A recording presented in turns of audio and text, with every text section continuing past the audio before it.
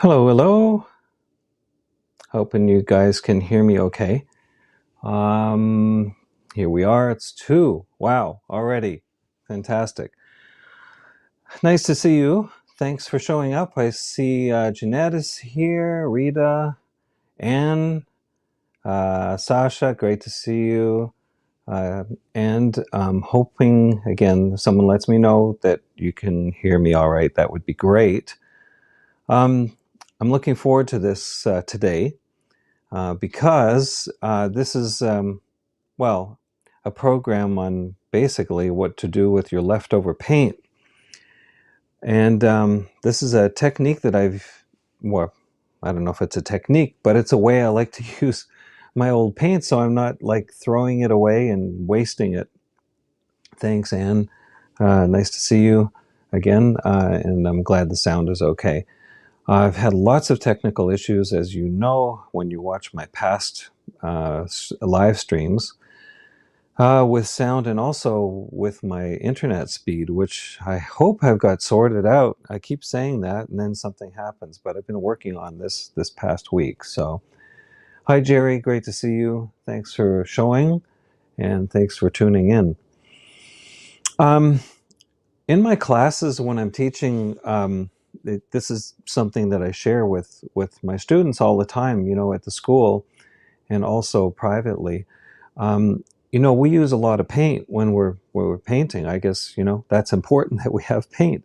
But we throw a lot of paint away. At least I used to. You know, I have big piles of paint, and uh, you know, you haven't used it all, and it sort of seems like such a waste to just toss it in the garbage, um, or in some cases, you know, wash it down the drains, which isn't good for anyone. It's not good for the environment. It's not good for well, it's a waste. Let's put it that way.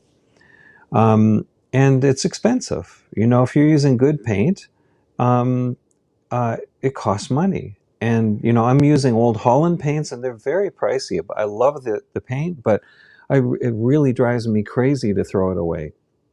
So what I do typically at the end of a session, or you know, even the next day if it's still wet. Okay, so I just had a little notation here. This broadcast was deleted on Facebook. That's because I actually had some issues trying to set it up on both today. So I'm just going to be going with this on YouTube by the looks of it. That's fine. If you guys are watching me on YouTube, hopefully this is still working. Maybe someone can let me know if they're on YouTube. If it's on Facebook, they're not. It's not going to be running. So I have to get that sorted out for next time. There's always something. Okay, so throwing your paint away, it's just insane. Because you can use it. You can use your leftover paint, put it on a white canvas or an old canvas of some kind, or on a piece of board, let it dry well. So, you know, maybe a couple of weeks or a couple of months even if you want to. And I keep a bunch of these boards around all the time. And use that old paint as an underpainting. Now, I know a lot of people um, say, you know, well, how do you paint over old paint? Like, doesn't that interfere with your painting? Because, you know, you have all these different colors going, and if you're trying to paint a red apple and everything on your underpainting is green, well, how does that work? And that's the thing that I like about it, because it forces you to think about the colors that you're putting down. If I'm painting, you know, a red apple over green, that green in some places is going to peek through, or it's going to neutralize the color because it's a complement color that you're painting over top of. Depending on whether you're painting transparently or whether you're painting in an opaque way, it makes a big difference. So if you're painting transparently, one of the things I like about this is that the colors that are on the canvas already, you can allow that color to come through where you want it to, or you can neutralize it or subdue it depending on how much paint you put over top.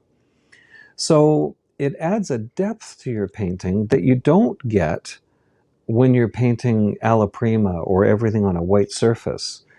And when I say a depth, of course you can create the sense of depth when you're painting alla prima, but when you paint over a color, you end up with complex color. You end up with color that is neutralized, some that is more pure, some that is less pure. And if you think about it, if you're using leftover paint, chances are the leftover paint that you have has already got a little bit of some other color in it. Or if it hasn't, you can mix them together to create some beautiful grays. I used to actually mix all my colors together at the end of a session and end up with some kind of gray. And that might be like a blue gray or a red gray or like something warm or cool. And it would be kind of an overall gray. And that's fine. There's nothing wrong with that either, because if you do that, you end up with neutral color. Neutral color is just color that has been mixed with other colors. So if you have all three primaries together, for example, it's something we try to avoid when we're painting a subject that's in front of it. It gets muddy. But if you're painting over top of a neutral color, then all the colors that you put over top of that neutral color are going to have more life in them. And that's one of the great advantages of painting over top of old paint. Great to see you, Petra, and Angelica. It's great to see you too. Thanks for showing, you guys. This is really nice. So, what advantages are there really in doing in painting this way? Well, if you look at the way a lot of people paint, if they're working with a white canvas, they'll often put just a very thin, transparent layer of something over the canvas just to kill the white. Because painting into white is just really, well, it's intimidating for starters. I personally find it a little intimidating. And if you already have color down, it's given you a value to work into.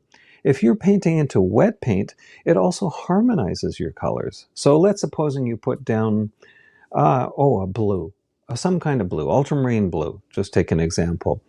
And you put a thin layer of that over top of the entire canvas. When you add other colors to it, wet color to a wet color, of course that blue is going to come through in a way, in parts, depending how often you brush into it. So, one of the past streams I did a wet into wet paint process like Bob Ross, if you recall. And when you paint into a wet paint, that color comes through. And it naturally harmonizes the color.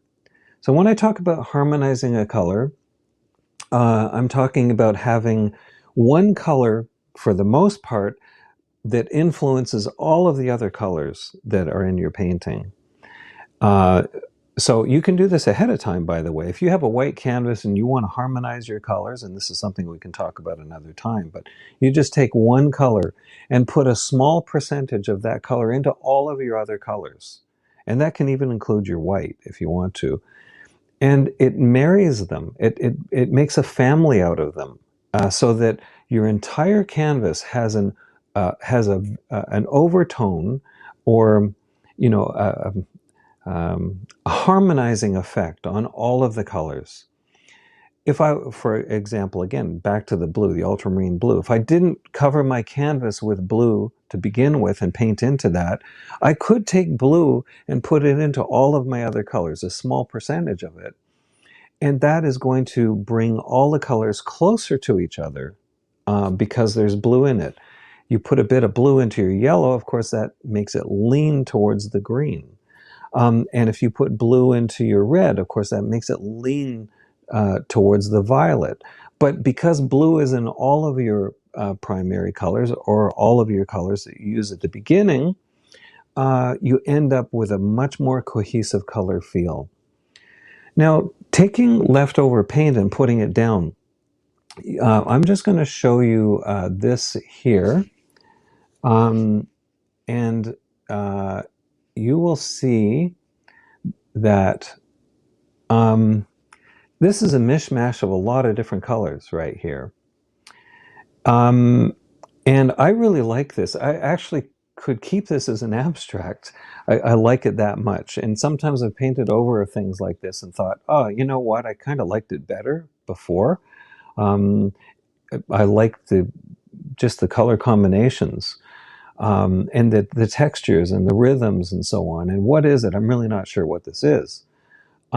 So when you have something like this from another painting that you've done, just your leftover paint, and I just put it on and I scrape it around, and it's a big mess. You can see I've got like white on the edges here, uh, around the edges, and I've just put a whole bunch in the middle and just made a big mess of it. But I haven't tried to turn it into a gray.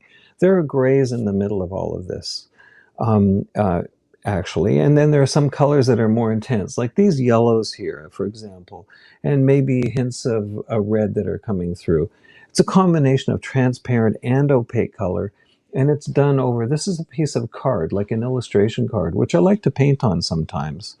It's gessoed, so it's museum quality, if you will. It's acid free. And, I just paint over the card with a gesso, and then I just keep those around and add leftover paint to the card that I have in the studio.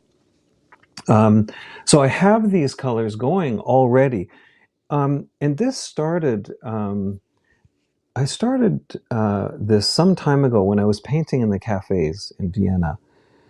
I realized I have a lot of leftover paint here, and there would be a bunch of paint in my box, in my paint box.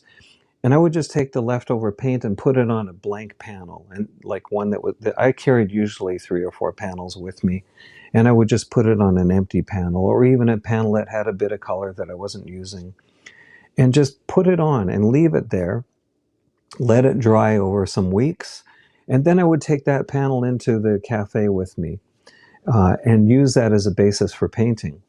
The classic way of drawing, we've learned this way of drawing, most of us, where you take a brush or you take a pencil and you hold your pencil in front of you and you take a measurement. Let's see if I can do this right.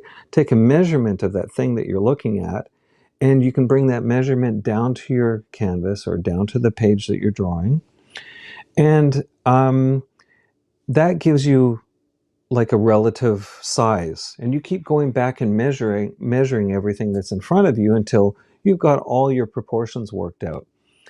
When you're working this way into a canvas that already, or a panel that already has color on it, I would take a measurement in the cafe. Let's say it's the height of a window, for example, or the height of a chair or some such thing. I would find a mark as my beginning source. I would find a little point of color on my board and say, okay, that's going to be the top of the chair. And I'm always going to keep that little color clean or pure. And remember, that's where everything is going to be measured from. And in a sense, all of these textures and colors end up making a grid. Like, I know that sounds kind of crazy, but it's like a random grid of different colors that I can use to measure things against. So I can take that little spot of color that I chose from the top of the chair, let's say, and if I measure on an angle over to the height of the ceiling in the corner, and I look for a little spot over there, and I keep that in mind, and maybe make a little mark there with another color, or just start painting from that point. If I've mixed my color ahead of time, I can just start painting from that point and bring a line down in the corner of the cafe. So it's like having a random grid in front of you, as opposed to all these straight lines everywhere. It gives me points of comparison. And this is something that you can practice. You can try this in the studio, or in your own space at home, or in a cafe if you are excited. If you want to sit down and have a glass of wine and do this very slowly and very carefully, it's an excellent way to learn how to paint with paint already on your canvas. The the depth that you get is something special. I really like the way that the paint builds up. It looks like you've been painting for a long time. You've built this up over time in a studio, when in fact it's an alla prima over broken color. It's already, the color's down there. Sometimes you can use the color that's there and just let it show through. And other times you just paint right over it if it's not working for your scene. Then you paint over it. All this is a foundation. And sometimes that foundation can work for you. You can leave areas completely alone you get these little color surprises that come through. I love that. I love when, there's a pop of red or a pop of orange or yellow in a place that you wouldn't expect it, but because the value is right, it still works. Or maybe the intensity of color is right, and it still works. So it forces you kind of into an uncomfortable place because you have to paint sort of on the fly. You're painting randomly, in a sense, letting those colors come through. But it creates some excitement in your painting, and it's a lot more fun to work this way, because one of the things that I find kind of boring, really, is just, having a standard way of painting all the time. Um, because if, well, let's face it, if you're bored, if you continue to do something the same way all the time, then there's little excitement in that. It's not very interesting. And this is a way of kind of pushing yourself out of your comfort zone. You learn by doing this. And I really do like pushing myself out of my comfort zone. So I'm painting in different ways all the time. Maybe the galleries don't like it because, you're unpredictable. Like, all my paintings look a little different. It looks like someone else did, that one, and someone else did that one. I'm less interested in what the galleries think and more interested in having fun with my painting and trying to learn and grow as an artist. So that's kind of my way of looking at things. When you start painting everything the same way, to me, it starts to look like product. What's the difference between art and product? And that's like a whole discussion in itself. So I won't get into that today. So I'm going to show you how I paint this way. And I'm going to try and leave some areas in this painting that are just leftover paint that's been there for a long time. In other areas I will cover over. I'm going to try and create a scene. It's actually, the scene is a little bridge. I won't show you because when I'm done, it probably won't even look like it. I'm using a photo that I took some time ago of a little bridge with some trees, and it's a landscape. But I may move things around. It's not going to look identical to my photograph. And that's the other thing. I find with the random color down, you can kind of go with intuition, if you will. You're not forced to deal with just the photo that's in front of you. It allows you to be a little playful, to create some composition that might be more interesting. And you've mentioned something here in your comment. Sometimes it's nice to paint over an old painting, just put it upside down on your easel. And that's really true. That's a really, really good suggestion. I like to do that as well. Sometimes, you've done a painting and you just don't like it. In fact, maybe nobody likes it. But why would you throw it away? Why not use the canvas? Not only are you saving your paint, not only are you hanging on to your, paint that you've already put down, you're not throwing away a canvas, you're not destroying something that goes to a landfill somewhere, you're not, tearing it up. You're actually overcoming, in a sense, psychologically, you're overcoming a painting maybe that didn't work well. I do like painting over paintings that aren't working. And somehow or other, that makes me feel better. It's like, well, I conquered that. I took a crummy painting, a lousy painting, and I made a better painting out of it. And that makes you feel good. It gives you some confidence. It also gives you some confidence knowing that you can change your mind about a painting anytime. Like in the middle of it, you can change your mind. Just wipe it out. Put color into another area, where you hadn't thought of doing that before. Play, experiment, keep playing. It's really important to play, because if you stop having fun with this, you become so intense with your work, it starts to choke you. That's what it does. It's like, oh, what are people going to think of this? Like, are they going to like it? Will I be able to sell it? Can I sell this? As soon as you're in the mindset of, can I sell this? You're done, because it becomes product. And I'm not saying there's anything wrong with trying to sell something, But don't forget the reason why you painted in the beginning, or you began to paint in the beginning. And that was because it was a challenge, it was fun, you saw some results that made you want to paint more. Don't let go of that. Don't let go of that playfulness. It's really, really important to trust that thing in you, and feel the joy of doing what you're doing. Because when you do, your work looks better. Even if the painting doesn't go well, the process goes well.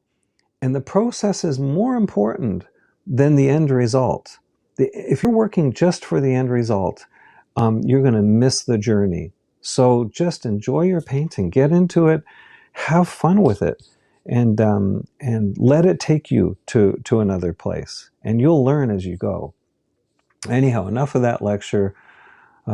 Jeanette, you tried to paint over an old failed painting, and just some weeks ago I did the same. This I changed completely in a kind of collage.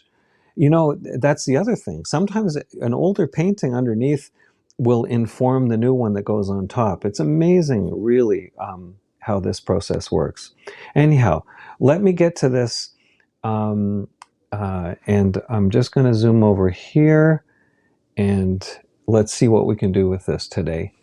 I've already mixed a number of paints ahead of time. This is one thing I do. So this is sort of crazy, because on one hand I'm painting over random paint, and on the other hand I've pre-mixed a bunch of colors that I think will work. So I mean, it sounds like a contradiction in a way, because here I am trying to control my colors, and underneath I have color that's out of control. Well, maybe that's a yin and yang. They both work together. So you can see some of the colors that I've mixed ahead of time. And my dominant color in this is actually a green all the way through. I've used a bit of red here and there just to neutralize the green. And I've worked with a primary palette of cadmium red, cadmium yellow, ultramarine blue. And I don't do this often, but I bought a Viridian from Old Holland. It's very pricey, but I wanted to try, a Viridian from Old Holland, which I didn't have.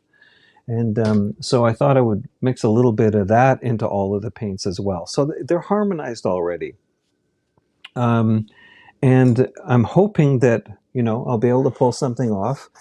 And in the worst case scenario, if it doesn't work today, well, guess what? I have an old painting that I can paint over. So I haven't wasted any paint, and my palette, when I'm done, I'll scrape my palette off and I'll put whatever is left over onto another canvas. So I haven't thrown anything away. Just a few paper towels while I'm cleaning my brushes. So there we go. Let's see what we can do. I'm going to start on, this is something I want to mention. When I start out in a painting like this, I work, in a sense, in the tradition of painting from dark to light, and also in a transparent way. So I work with transparent shadows, allow some of the colors that I see in the transparency to come through, which gives a depth to the shadows, which you don't get, of course, if you're just painting alla prima. You don't get all the kinds of textures that you see here coming through. So let's see what happens.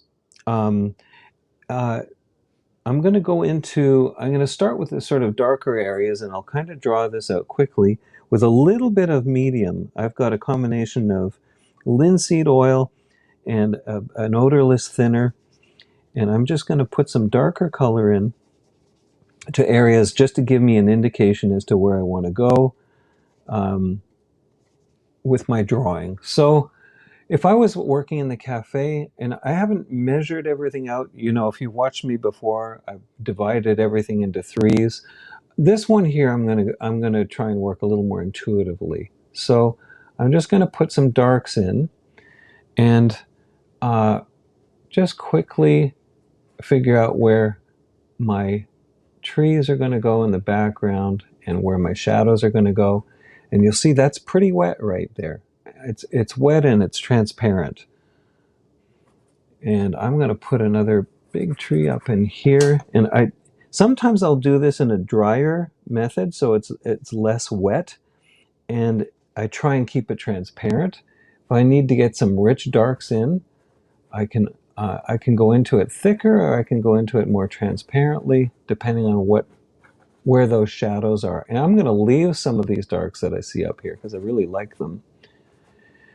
One thing I like about this method of painting is that you have these rich, transparent areas that come through. And it's really the kind of thing, if I was trying to do just into a white canvas, I would find very difficult. This is an easier way for me to keep these textures and this sense of transparency in the shadow working. So far my phone hasn't cut out. I'm hoping it won't. If it does, you get to lose my sound and I'll have to come back. So I have to keep checking in on you to make sure I'm still alive here. Okay. Always squinting, trying to, see where my shapes are, trying to get my drawing to work. And again, working very transparently at this stage, letting some of these colors peek through. I can always, that's the other thing too, I should show you. I can always take a paper towel. There's something that I don't like. I do like what I put down already, but if I didn't like it, I can just wipe it off and leave that color underneath to show through. That's another way of working. Now I've got some nice color that has been harmonized by the bit of color that I put over top of it. So that's another thing that you can do when you work this way. Very, very simple. And if you're working transparently and with thin paint, you can create some nice textures that happen as well here, just naturally. I like when those kind of things happen, where the color breaks up a little bit. It's the kind of stuff that, we try and paint like that to get these textures when we're painting alla prima. And of course, when we do that, we have to have utmost control. But when you're working with things that are natural, like trees and so on, it breaks up very nicely, gives you a sense of light and shadow, almost like right away.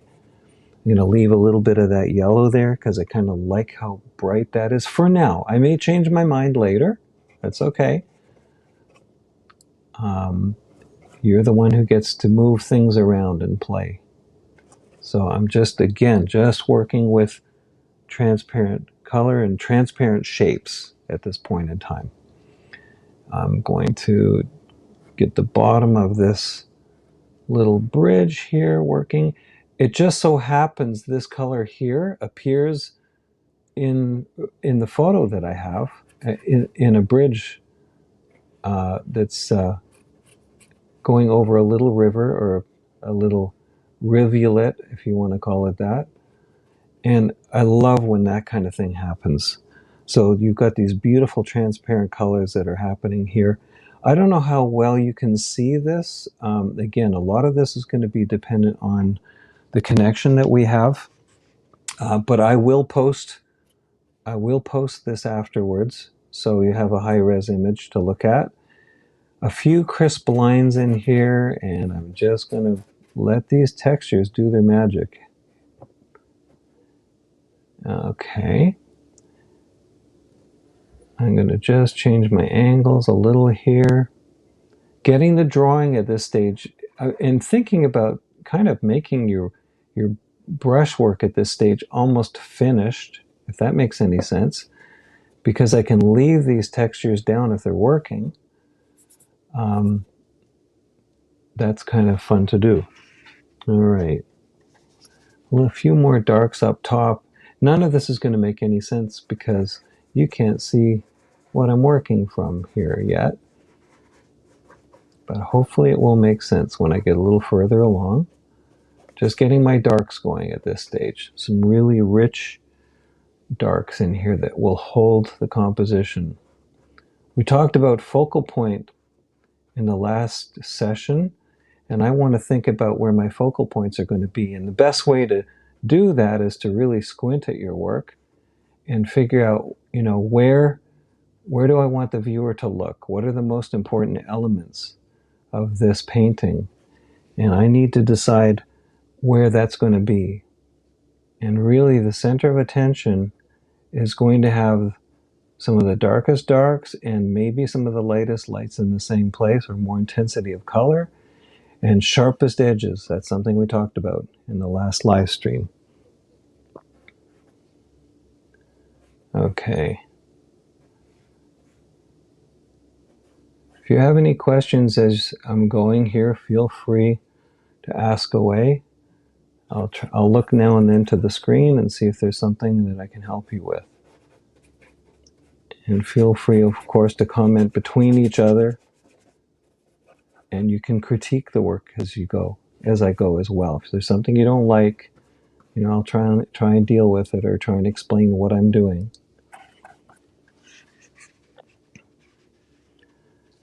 Okay, this is great, Sasha. Thank you. I really worked hard with the service provider to try and get a better connection working today. It's just like really been awful. I've really struggled with it, so I'm happy to hear that it's so far it's better. Okay, now this is going to be interesting. I want to go to I like to get down some of the light values, even though I paint from dark to light typically, or sometimes I'll paint from the middle values out. And this one here, I want to put in the lightest areas and the darkest areas because I need to get my drawing working, my composition working here. So I'm going to put in some light color here, and this is in a more opaque way, just to get a sense of where the drawing is going to be. I did want to leave a little bit of that bright yellow, so let's see if I can do that. Some of the paint that's underneath. And this is a very impressionistic approach that I'm taking here. I just want to get the feeling of what I'm seeing in the photo. Maybe I should post the photo as well so you can see what I worked from when I finish. That might not be a bad idea. I love the randomness of the textures that are happening here. Just really, really fun to see. It inspires me to, get the shapes right to make this a good painting. Really hope it will be. And again, if it's not, like I said, I can just paint right over this whole thing later when I'm done. So when it's dry, I've got a nice underpainting to work on.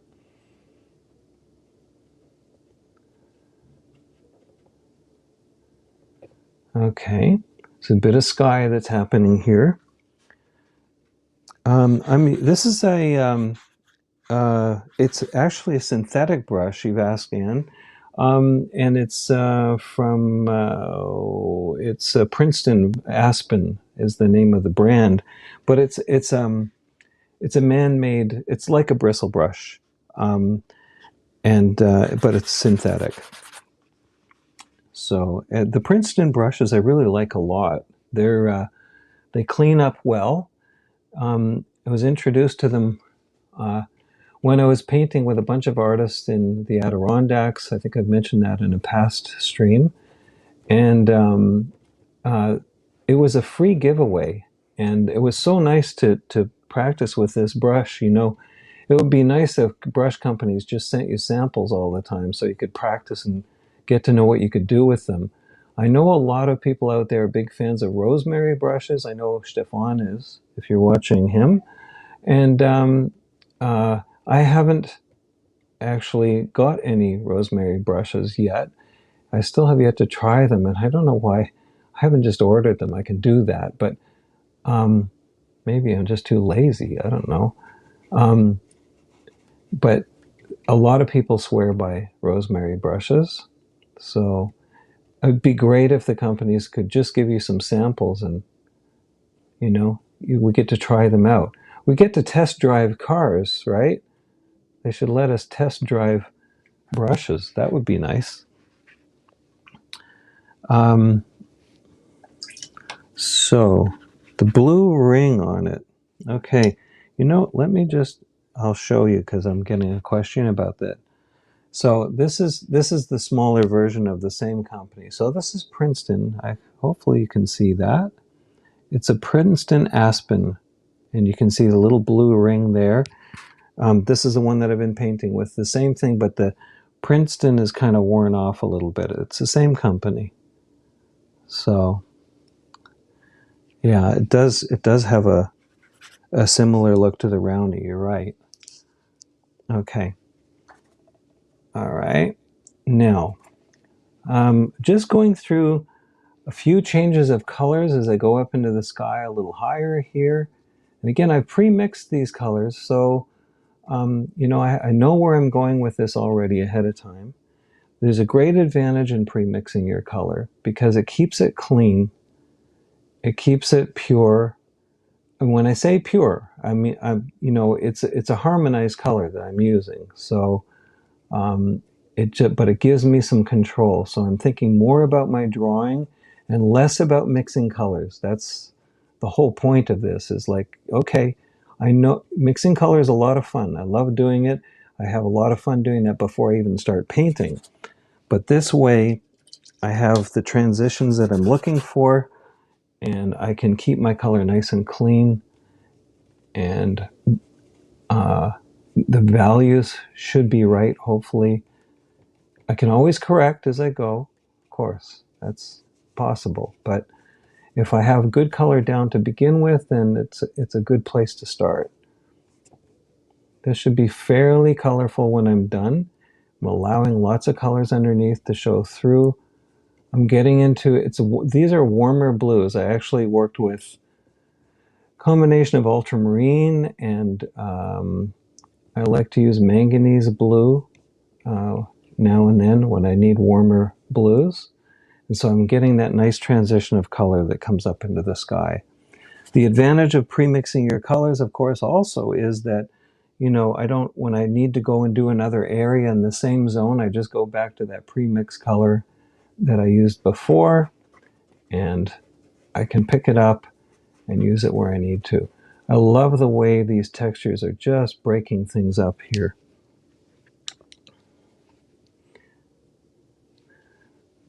Just going to pick up a few little lights. I don't want to get too fussy at this stage, but at the same time, I have a sense of what kind of finish I want here. So I can go into the sky and behind here. Maybe I'll change some of the colors in here. Maybe these blues are too intense, but this is broken color. So I'm going in with color that I think will work, keeping the whole painting in mind as I go. Getting that sky working through. Okay. I'm going to go back down into the light areas.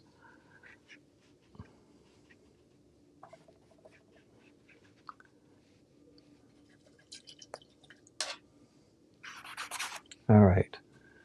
I'm going to go back into these lighter values that I have down in here. I'm just going to bring them up a little heavier here, and I need to go over to the other side. Again, you can't see what I'm doing from the photo, but hopefully this is going to make sense. It'll start to grow in front of you.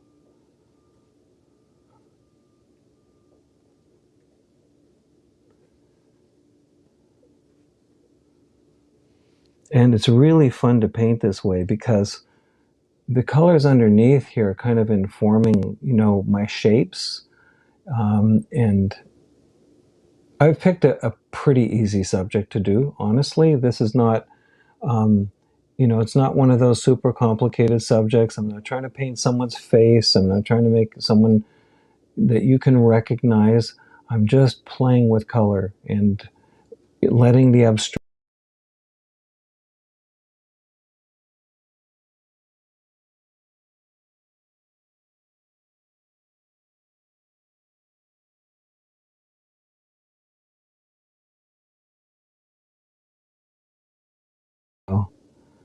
Here we go. All right, I think I'm back again. This is so frustrating. With everything that I've been doing, all the technology, it knocks me out. Hopefully you guys can hear me again. Let me know if you can't.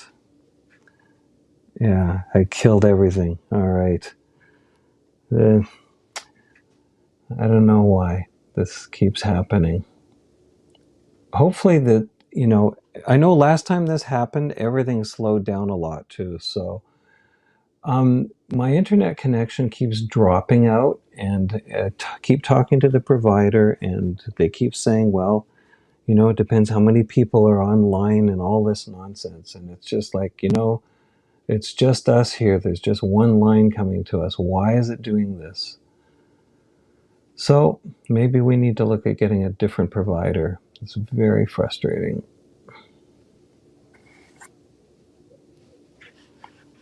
Okay, you guys can see this still. I'm back. It's like the disappearing artist. I should be, you know, could call myself the disappearing artist instead of watching paint dry. I should just call myself, well, watch him disappear. Like the artist that disappears. There you go. It's a better name. Right in the middle of it all. Okay, you're starting to see some shapes taking place here that might make a little sense. Um, and that bridge, it's fairly abstracted at the moment, but I'm going to start to pull the shapes of that up a little more. Let's grab a couple of colors here. I'm going to use a palette knife and just put some nice clean color in right here.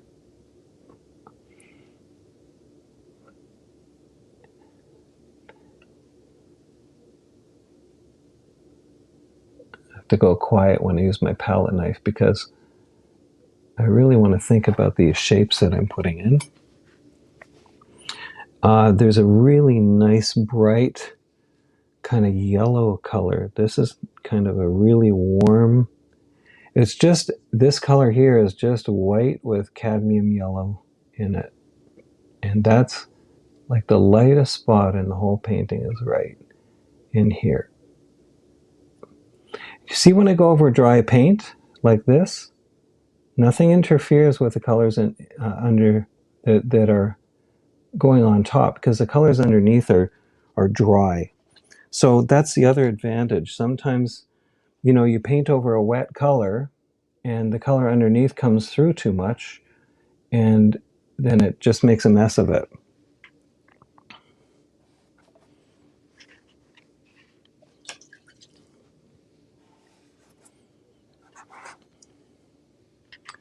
All right, I'm going to go into a few other colors that I see in this bridge here.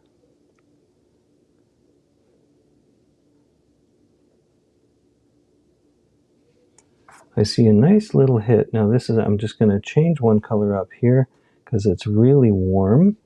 It's almost like an orange. And right close to the, I'm mixing a color here. Now and then I'll just mix a color just on the fly because I think it'll help the look.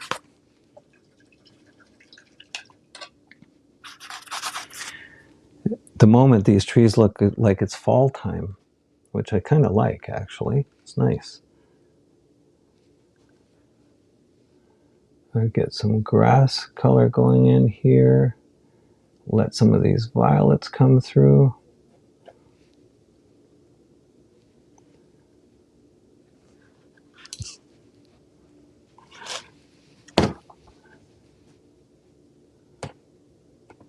And I need some darker grass colors, which I've mixed ahead of time, again. Over here.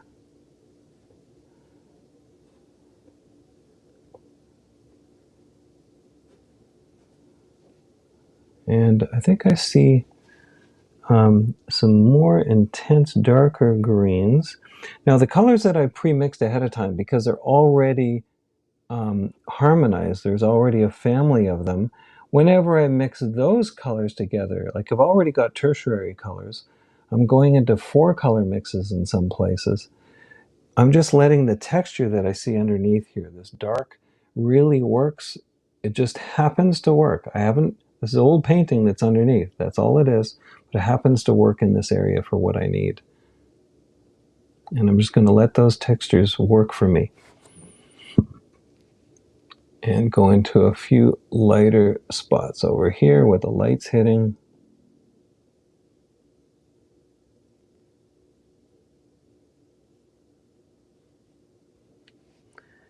And then I want to go into the background over here a little more and maybe cool that down. I'm going to bring a little bit of blue into that color just to cool it down so it drops back a bit over here.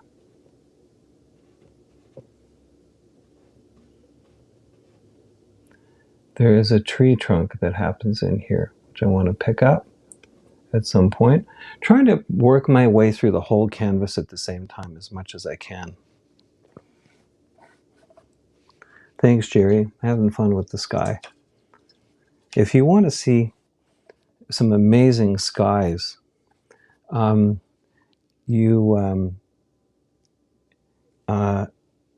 you have to look at Maxfield Parrish's work. If you ever have a chance to look at any of his work in real life, they're like jewels. They're like diamonds. But his blues are magnificent. And he worked very transparently. So all of his paintings are pretty much built up in transparent layers of color. And he would put a yellow down, for example, transparent yellow, and then paint a blue over top of that. And that blue over top would, of course, create a green because it's over top of the yellow. And the colors are absolutely spectacular. So if you ever have a chance to see Maxfield Parrish work, they're well worth checking out. I want to get a little more interest going on in this area here now. And I've just taken a big brush here. Again, it's a Princeton brush, by the way. Seem to be going for that today. And I'm going to put get some of the colors that I need in these trees to work up here. And I'm putting this in a very dry brush technique. Like I'm just letting the textures, those kind of things that are happening, are because there's old paint down there already. That's the reason I'm getting those textures. Just lightly touching the surface and letting those textures underneath pull up and pick up where I want them to. I'm going to bring a little bit, there's a slightly warmer version of that color in the tree next to it over here. So I just picked up a bit of cadmium yellow and put that into that mix that you just saw here, and that warms that color up a little bit.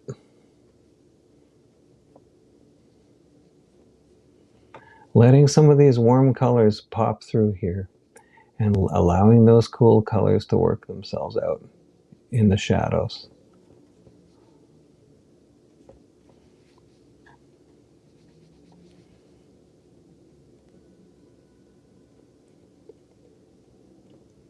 Now, if I had to try and paint all those textures in that, like, you know, in the tradition of like putting them all in, it would take me forever and a day. There's nothing wrong with taking time. But if I can do it this way and get the effect that I love, the randomness of nature, really, this way, it gives me an opportunity to, you know, relax, let the textures underneath do some of the work for you.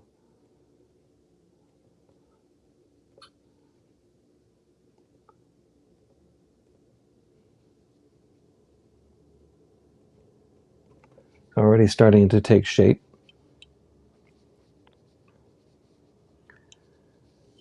Maxfield Parrish. Rita, you've asked, so that's Maxfield, and Parrish is Parrish. I think I got that right. If you punch that into Google, it'll come up with something close to that anyhow. An amazing artist. He was one of the very early calendar artists. So a lot of the stuff that he did was designed to be printed, and they would sell calendars of his work. And they're very beautiful, sort of romantic looking things. Some of them are, you know, there are these young, nubile looking nudes that he has. They're a little bit strange for today's time, but somehow or other, like these little nymphs or whatever. And beautifully painted, very detailed. And he would actually set up he would make little models of what he was going to paint, and like 3D models of what he was going to paint, structures and so on. And then he would photograph those and put them into the kind of light that he wanted. And then he would work very precisely from his photos to create these realistic scenes. Now, it's funny, working this way, I'm kind of like, now I'm putting the icing on the cake. You know, I'm putting all these little lights that I see here. But you can work back and forth between your darks and lights when you work this way. It's okay to do that. I want to go back into my bridge a little bit more, get some of the cooler colors that I see happening. And they're sort of cooler. There's almost like a violet gray sort of color that I see happening down in here. And there's violet in here already, so I kind of like that. And I don't want to be so precise that, well, we can tell exactly what's going on everywhere. That, for me, is a little less exciting somehow. I want to leave some to the imagination. I'm going to open the sky up just a little more here. I think that will help.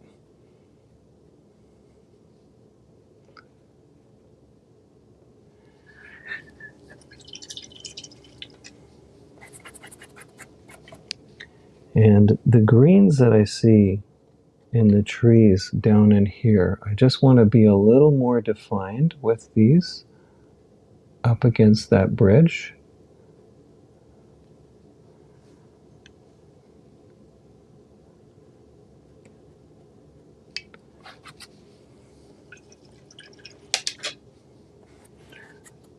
I'm going to get some darks going in behind. There's a little fence that comes away from this bridge. So I'm going to put the dark behind first.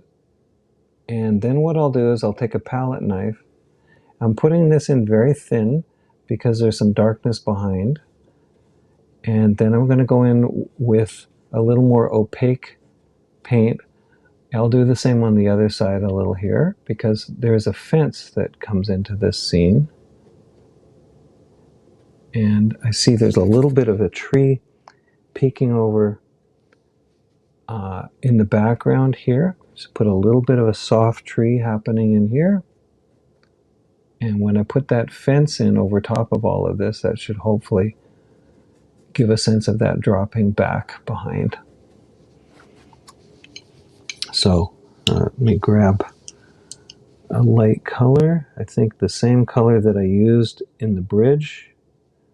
The very lightest color should work. And I'm just going to carefully drop in a fence right here if I can. I don't have my maul stick with me. That would be helpful. There and there. And I'm just going to pick it up on the other side as well.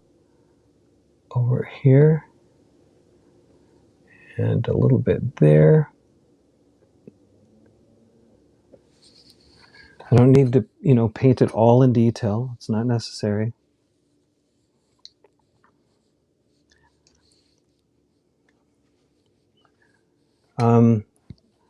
Getting questions, what kind of colors am I using? As far as brand is concerned, I love Old Holland. It's not always Old Holland. Sometimes I'll use Winsor Newton or, a Michael Harding, or, there's lots of really great paints out there. But I do like to use professional quality paint when I can because you get more intensity in the pigment. The pigment's very strong, and it gives you an opportunity to paint both in an opaque and transparent way. And I like doing that.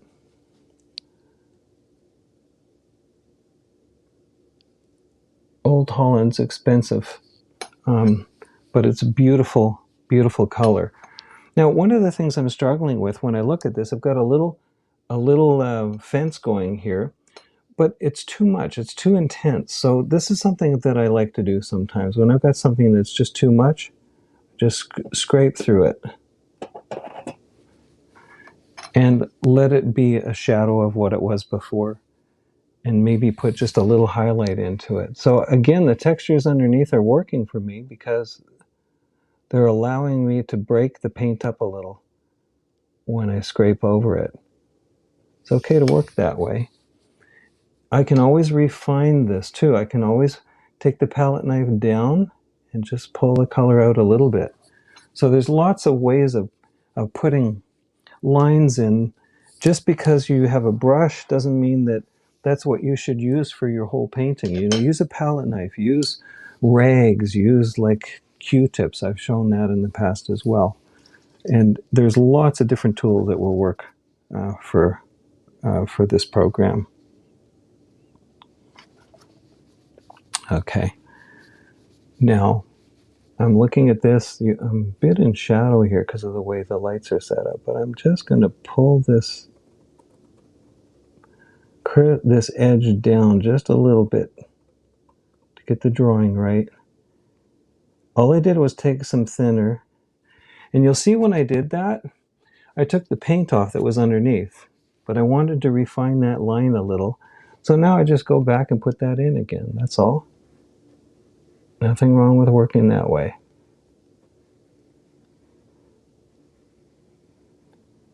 It's just paint.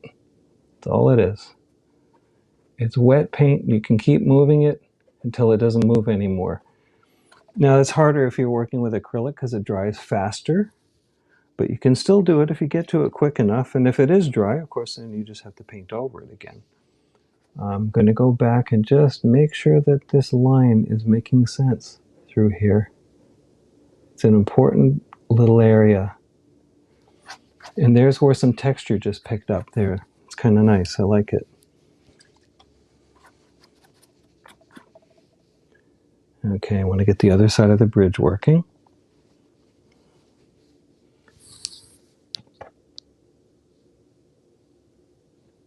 And here. All right. And I'm going to go into a little bit of a green back in here. Just picks up some of the light on the top of the trees that are there because it's not very well defined at this stage. Back in there, I just want to show there's some trees. I can afford to go a little lighter in here, bring a little more warmth into the colors that I see back in here. The light's hitting this, it's a warm light. And you can see how this whole thing starts to take shape, starting to look like a scene of some kind. I want to go into some of these lights that I see in here and just, you know, I can really put the paint on here. Let the textures underneath work for you and really put the paint down. Let it break up a little. Maybe let a little bit of sky come in here and there so we show that these are trees back here too. How's the sound holding up? You guys still okay with my sound? I'm not fuzzy. It's not slowing down. Let me know if it's getting worse. I find as I get into this, sometimes it just gets worse.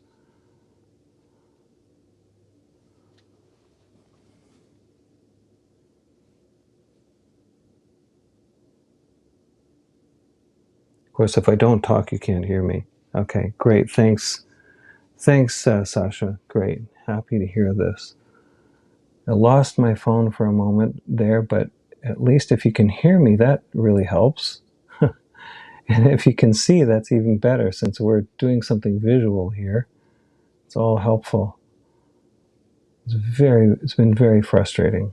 Anyhow, I don't want to go on about it, but technology, when it doesn't work, it's just, you know, brutal.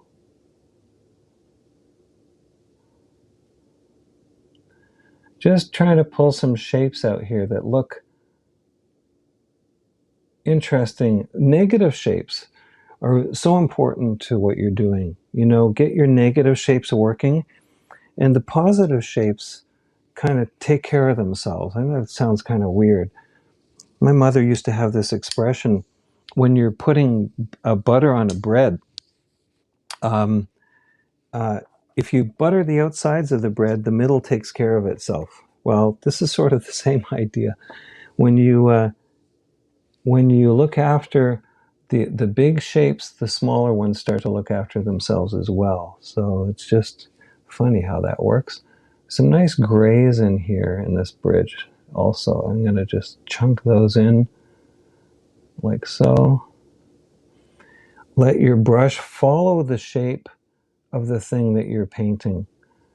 You know, you can be random to a certain point. That's okay. And that happens with the textures that are underneath. But let your brush follow the direction of the thing that you're painting, the surface. Because when you do that and you put a light over it later, it adds to the dimension of the thing that you're looking at. You know, edges are not all crisp everywhere. Let them break up here and there. That's okay. I'm going to pop a little intense green that I see right in here. Don't know why. I'm just going to do that because it feels right. And I'm going to put some more bridge colors against that.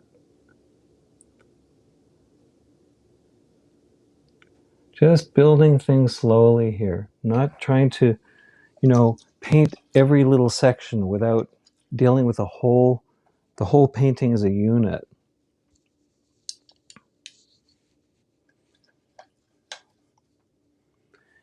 So a lot of the original color still coming through here, which I like. I'm happy with how that's going. So I'm going to, these blues are a little intense. I like them, but I'm going to just interfere a little bit with a little more green up in here so that they harmonize a little better. Just a touch here and there. I don't need to put much in to pull it into harmony with the rest of the colors. There we go. That should probably be enough. Let the looseness of your brush and your painting work for you. It's really important to, you know, get these textures so that they look interesting. So it's not, you know, just a, it's not all worked out all the time. I know I keep going on about this, but if you work it all out ahead of time and it's just so precise all the time, then you end up boring the viewer. So, you know, let the viewer bring their imagination to it, if that makes any sense. You know, I think I know what that is. I'm not sure, but I know for sure what these other parts are. So you don't need to define everything precisely to make a painting work. It's a visual impression. That's what we're going for here. If I was trying to do something photographic, that would be a whole different program. So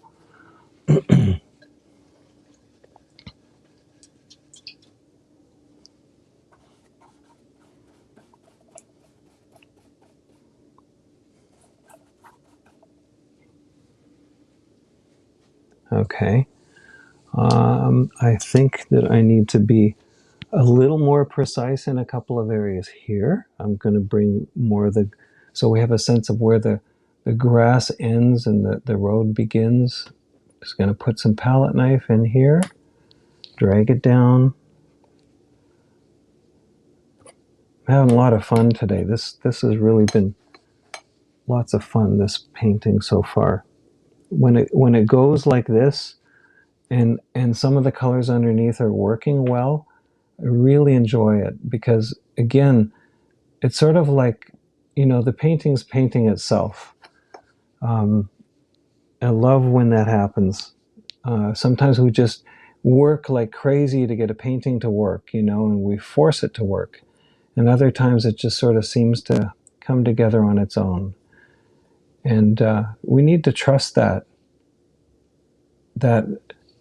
activity, you know, allow where you see the little points that are of interest in the reference that you're working with. Let them show through in your painting. You know, let that stuff happen. Details, you know, well, how much detail do we really need? Detail more towards the focal area. For me, the focal area is kind of in here, although my eye comes to the top of this. Um, really, this is the center of focus here. And that's a place where you can bring, you know, more intense color. You can play with your color in the focal areas more. I could bring, for example, I'm going to do the, I don't know if it's going to work or not. I'm going to bring in a bright yellow right against this here. And maybe it works, maybe it doesn't. I don't mind it, actually. I think it's okay. I can always get rid of stuff later, right? It's just paint. So you can always get rid of these things later. If you find there are areas where the color is taking your eye too far away from the focal area, then you want to reduce that color. You want to keep a center of interest. That's very important. Again, that's down to focal points, like we talked about in the last live stream. So I want to keep this area alive and interesting. Our eyes are drawn to light. So that is just something to keep in mind. Have a primary, a secondary, and a tertiary focal point, if you can do that. I need to get some darks going over on this side here to hold this tree better. So I'm just going to go in with some darker paint. This is a little more opaque, less transparent. You can still create those darks and make this work, allowing some of the color underneath to show through. So if you were looking at the original here, you would see there's a lot of texture and a lot of color that was here on the board already before. It's coming through. Now you can also hear the sirens behind me.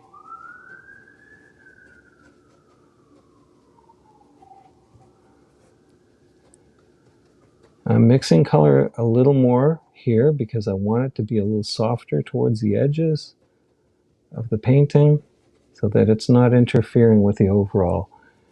I can really scumble that color around. Like it doesn't have to, you know, I've got lots of texture in the canvas or the board that's underneath that's coming through. That's okay. Sometimes just texture and everything the same value can give you enough to say that I think that's a tree there. I think I understand what's going on.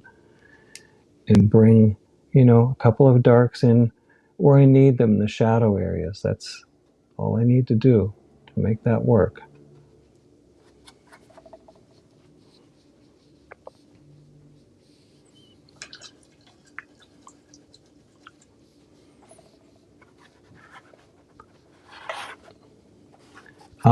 Just because it's kind of fun to do. You know, sometimes you see a color up top. I like these blues up top. I like to pull a color down. I'll neutralize it just a tiny bit, but I like to pull a color like that down into a shadow area. So I'm just going to put a little bit of that into here, just to, you know, say there's a little bit of that sky that's reflecting down into these shadowy areas right in here. Let that shadow have a little bit of life to it. And at the same time, I want to make sure that these violets that I see here are not too intense. So I'm going to go into this with a bit of blue. And just as long as the values are working, you can do this stuff. And I'm just scumbling. Scumbling, when I say scumbling, I'm just, you know, working with transparent color over the colors that are underneath here. You can see how that blue is intense right there. That's because the colors that are underneath are neutralizing or knocking that down in value. Now, I could leave that. That might be kind of interesting, but it's so close to the edge that I have to be careful that my eye doesn't go there too much. So in order to compensate for that, I'm going to bring in a tiny bit of transparent oxide red. And again, I'll go back to my blue, but I want to neutralize. I want to knock that down in value. I'll let a little bit of that blue show through. That's okay. But I don't want it to take away from the main focal area. So always trying to keep in mind where you want the viewer to look. You know, you get to control that. You're the one who's in control of that. So always keeping it in mind as you go. And you know, you'd like I do this kind of on the fly, and this is being done pretty quickly, I guess. Maybe not as fast as Stefan. He paints very fast. But you can see how comprehensive this is even at this stage, just by letting the textures do what they do. When you're working in the studio, of course, you have more time. And it's really important to step back from your work. Get back from it. Look at the whole thing. I am using manganese blue, Sasha, yes, a little bit. Yeah, I do love it. I know Stefan hates it, but he uses phthalo. We always have our fights about what colors we should be using. But whatever works for you is good. The I call it very warm, the manganese blue. In fact, I call phthalo very warm. But again, whether it's warm or cool, in the end, as much as I want to say it does matter, it doesn't if you get the right result. You know, you're really going for a result. In the end, something that pleases. And I sound like I'm contradicting myself because, yes, I'm going for a result, but I'm trying to get there by playing and having fun with it. I don't want to get so serious about it that I have to overanalyze everything that I'm doing. I want to keep things loose and fresh and playful. That's the idea. Let the brush move where it's got to go to get the effect you want. I'm more interested now in edges and trying to keep my focal area working here. And so to that point, wherever I'm going to the outside edge, I want to keep those outside edges soft. So after all of this, I may just go back in and just knock those edges back a little more. You know, bringing the eye to the focal area. See how those whites are getting too much of our attention over there? I'm just going to put kind of scumbly color in there. Maybe, you know, just color that's not important, that's not getting too much attention to the outside edges of the painting. That way the eye is drawn to where the action is important, you know, towards that focal area. That's a little too dark up there. Now when I look at the whole thing, I sort of feel like I need a little more light coming up in here. So I'm going to go back to my greens and just kind of let some of those shadows stay. That's fine, but knock it back a touch so that it's not too important. Now, some of the things that are missing here, I actually really need to get a tree, I think, that works in here, the trunk of the tree. So I'm going to take the same colors that I have on the bridge, essentially, and work a trunk up this way. Let it show in a couple of places. Bring in a finer brush so that I can get some control and a little bit of highlight. I'm going to use a little bit of that white that I have there just to pick up a couple of spots. And maybe I'll even go into that yellow that I had here and pick up that trunk a little more. One of my favorite brushes, I know I've brought this out before, I'm going to grab and put a few little lines in to show that there might be some branches here and there.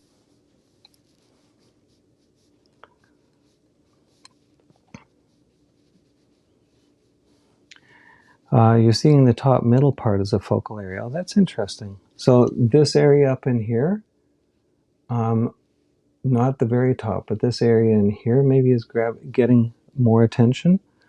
That's interesting, Sasha. I could change it, yeah. You can definitely move the eye around wherever you want to by diminishing certain areas. I'm going to bring just a couple of branches in here, a finer brush.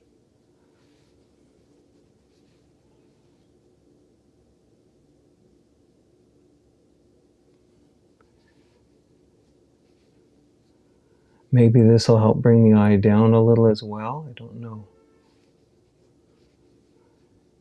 Can use a couple of branches coming out this way as well.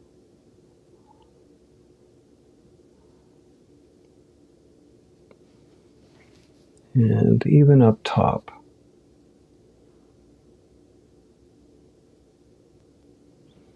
Makes it feel a little more like a tree.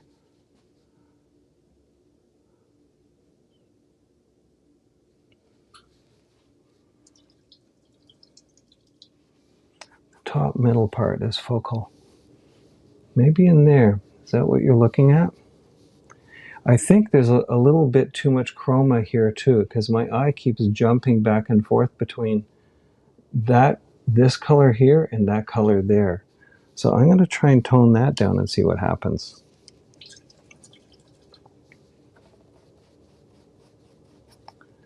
Let's see what happens if I do that. If I bring more greens into that area, maybe that will just knock this down a little bit.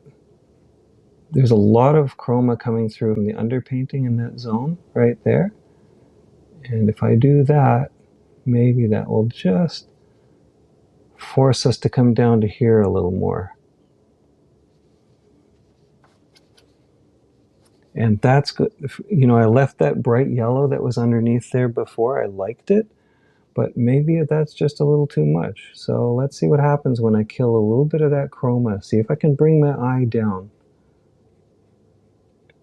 You know, it's funny. When you're painting, sometimes you don't see these things right away. When you come back to it, sometimes you see it, or someone else has to point it out to you. You know, it's really good to have someone else around the studio. That's why when Stefan and I were painting together a lot, it was really helpful because we could help each other determine what was needed or wasn't.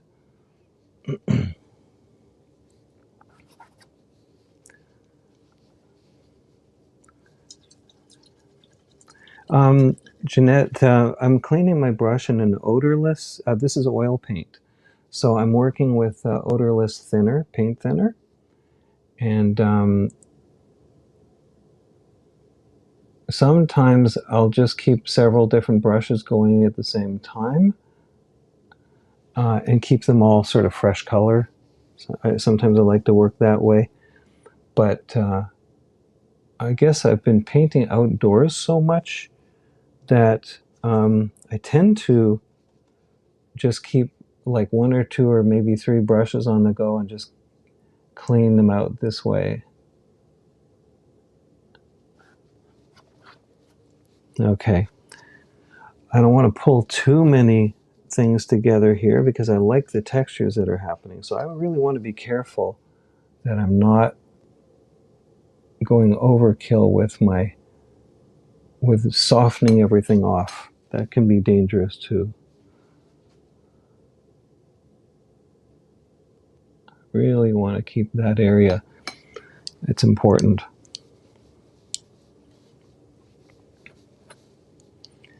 And I think I can bring a little bit more color up into that tree right here.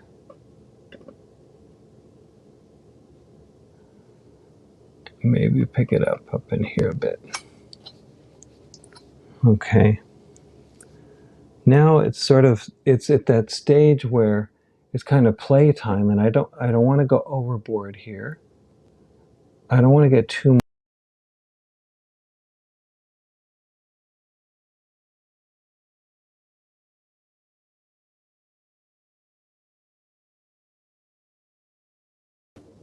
Okay, you lost me again.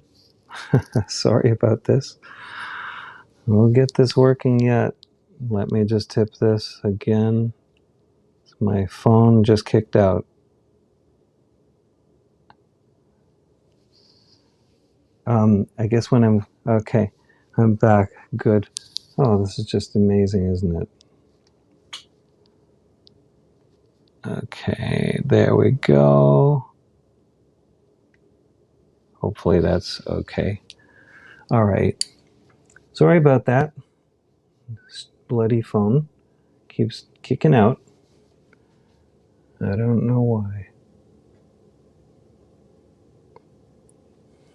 but we'll get it sorted eventually. Catching it in time is important. I have to keep watching the screen. Okay, gonna just kill a little of that chrome up top and maybe a few little highlights here.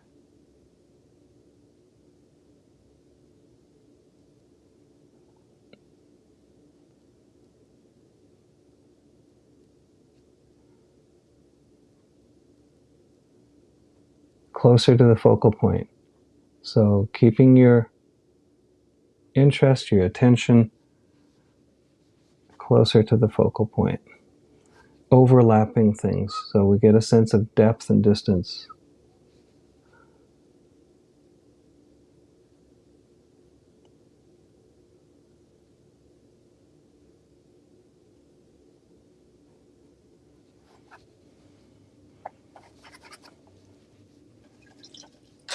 All right, now I think behind here I can push that back a little more if I bring some cooler colors in. Just going to bring some of the blues that I have in the sky back in this area. And I'm going with a fairly wet brush here, looking at the values, trying to knock them back so that this is not so important. Our eyes kind of disappear there off the edge. And maybe I'll just do a little of that back in here too.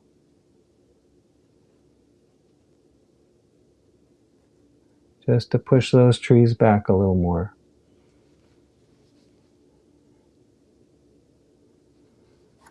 And at this point, you know, really, I mean, I could be playing with this all day long, and I'm not sure how much I'm going to improve it, honestly. I tend to like to just play with a bit of color here and there, pick things up, a few little details, and then try to leave it alone, because you can really fuss with these things way too much. And when you do, then it doesn't look fresh anymore. Well, it isn't fresh anymore, is it? If you start messing around with it a lot, then it doesn't look as fresh. Kind of makes sense. So,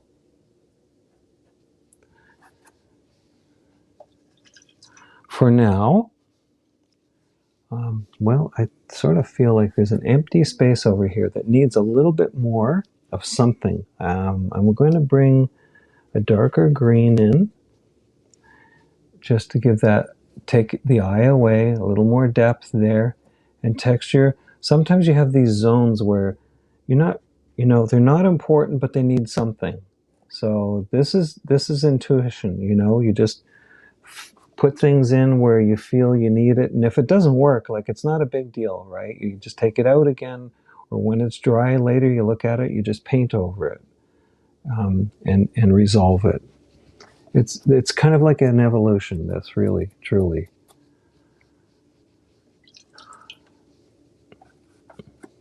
Okay, I'm going to grab a little more of that color that I have here and just drop a little bit more into this zone closer to the focal area. Maybe a couple of these over here. Let the light pick up the edges. And I think that's about almost as much as I want to do on this. I'm going to, this here, I'm going to gray down just a little bit. Let the texture gray down a touch. When I look at it, it's funny looking at it on my screen. Of course, it looks a little different, but it reduces the size of it, and I can see where the colors are just a little too intense, and it's breaking it up. You need enough, but not too much. That's always the balance, the challenge. Okay. Yeah, we're 324. Look at that. Thank you, Sasha. I think I'm about as close as I need to go for now. I may tickle this up a little more later, but it doesn't need much more, honestly. I'm going to come back to you guys and just say hello here again, and thank you. I'm hoping this was good for you guys. I hope that there was something to be learned by this. If it's saving paint, maybe I should be a paint saver, or the paint savior. You know, anyone who saves paint is doing something better for the environment. We're trying to paint, you know, it's funny, we'll be outdoors and we're painting all these beautiful scenes, and we're using paper towels and we're using paint, and we leave things around and we drop stuff, and, you know, we're concerned about our environment. Of course, we're in the middle of this beauty. We want to preserve it, don't we? So when you're out, keep a plastic bag with you. Again, plastic, but keep a bag with you. Put all your paper towels in. Put all your messy stuff into a bag and dispose of it safely if there's a place you can do that. And don't throw away your paint. Use your old paint. I'm going to take all the paint that I have left on my palette now, and it's going to go onto another canvas, or maybe more than one. And that will be the underpainting for another painting that I do down the road. And again, I can't stress enough how beautiful this way of painting is, because you've got these great textures that are already there for you. It's a lazy way of painting in a way, because you know, you don't have to build a painting up over a long period of time. It's already built up. You just have to work with the colors to bring them together, to harmonize, to make the painting look exciting and more interesting. Thanks, Anne. I like that. The disappearing painter that saves paint. Yeah, I like that. Maybe that's better than watching paint dry. Anyhow, I just want to thank everyone. Before you go, please, if you haven't subscribed, please subscribe. You know, my numbers are going up. I'm very thankful for you passing the link on to other people. Thank you for doing that. Those of you who have, and you know who you are, really appreciate it. I appreciate your comments and your feedback. It's important to me. And if there are any young people you know who want to learn more about painting, who can't afford to take courses, this is something they can do for free. And, you know, I wish I'd had this available to me when I was younger. And I think when you have some experience with painting and you can pass it on to others, it makes me feel good to do it. So it's, you know, it's sort of paying forward in a sense.